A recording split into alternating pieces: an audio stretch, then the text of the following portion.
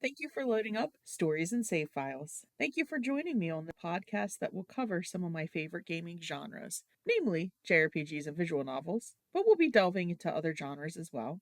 This project started as a way for me to talk about my favorite gaming genres, but it's evolved into so much more. I hope you will find these an entertaining and enjoyable listen. I'm Amber. I'm a narrative designer, translator, and a lifelong fan of video games. I started playing as far back as the NES. I've been hooked on JRPGs since Quintet's Soul Blazer back on the SNES. From Soul Blazer, I got into Final Fantasy IV, which was called 2 at the time here in the States, and I've never looked back.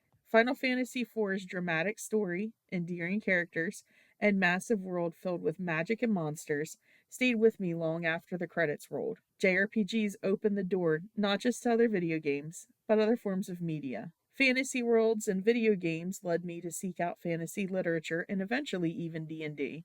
So the genre has definitely had a big influence on me.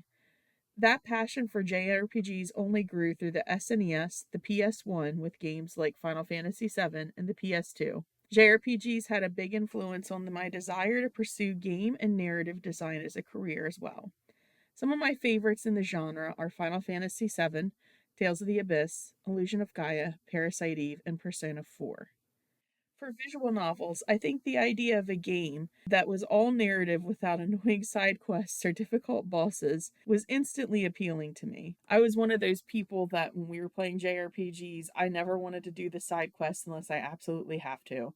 But the idea that there was a game that was just all narrative, all story, was instantly appealing to me. My first introduction to a visual novel, or more accurately, an adventure game, was Another Mind, a Japanese PS1 game that never got localized, unfortunately. I saw a trailer on a demo disc that came with my Japanese PS1, and I was so fascinated, I ended up buying the game on eBay.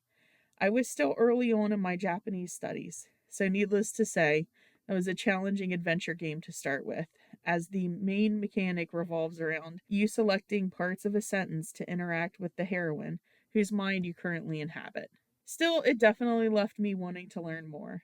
I ended up stumbling upon a few visual novel anime adaptations in the early to mid 2000s, and once again my curiosity was piqued. Luckily, by this time, Hidemeki had brought over several visual novels. When I met them at a convention and asked which game they recommended, I was handed a copy of Ever 17.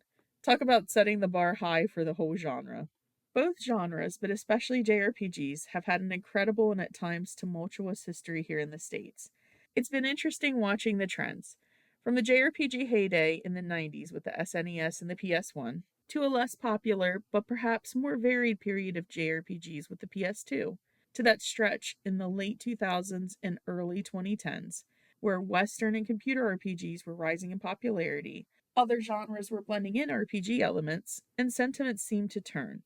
Series with favorable reputations were seeing newer entries left in Japan, debates proliferated online, and development timelines for big name JRPGs seemed to stretch on as the HD console generation was in full swing. And yet, fan campaigns such as Operation Rainfall showed that JRPGs were still very much in demand. Meanwhile, visual novels, a challenge from the get go due to their niche footprint compared to Japan, where the ADV genre had been going since the 80s on console and computer, and their sizable localization investment due to the amount of text, mainly remain the domain of fan translators who work diligently to connect English speaking fans with the genre. But through the 2000s, though Hidemeki would sadly fall before the decade was out, their efforts, through computer visual novels and their anime play line of DVD visual novels, gave the genre a shot in the US through games like Ever 17, Anima Mundi, and Hourglass of Summer. Jast USA will be releasing some high profile games in the early 2010s, and Manga Gamer, opening in the late 2000s, started right from the get go with the backing of some big name visual novel companies. But the landscape is very different for JRPGs and visual novels in 2024. Many JRPGs are receiving a same day release here in the United States. The Trail series is almost caught up to Japan. Series like Persona have become fairly well known. On the visual novel side, it seemed unthinkable even just a few years ago that any of Type Moon's early visual novel works would be released in English. In the course of under 2 years, we have Witch on the Holy Night, Tsukihime Remake Part 1, and Fate's Day Night. And that's to say nothing of all the titles available from Key, Aqua Plus, and other major Japanese visual novel publishers, or the popularity of the science adventure series. Over the past couple of years, I've said over and over again how it's an amazing time to be a JRPG fan, a visual novel fan. There's so much out there, and such a variety of it, and more releasing all the time. I believe it's important to celebrate what we love. Which brings me to why I started this podcast. I started this podcast firstly for the very selfish reason that I wanted to talk about these games I'm passionate about, but I may not always have someone to share that excitement with. I've really enjoyed others' thoughts on the genre and wanted to share my own as well. I also wanted to give others the opportunity to share their passion for certain games and genres. Lastly, I wanted to explore other aspects about certain games and genres, including shining a light on games or certain components that don't get discussed as much. But most of all, I just want to have fun and dive in unapologetically to these games and genres that I hold so dear. And I hope that you'll join me on this journey. So let's talk about what's to come. Episodes will release every other Wednesday. The first couple of episodes will be me discussing a game or a few connected games. I will be having a couple of guests on, and from there, I will be interspersing individual and guest episodes. I also have a few things I would like to try with the podcast down the line, but for now, the main goal is establishing the rhythm of this podcast and ironing some things out.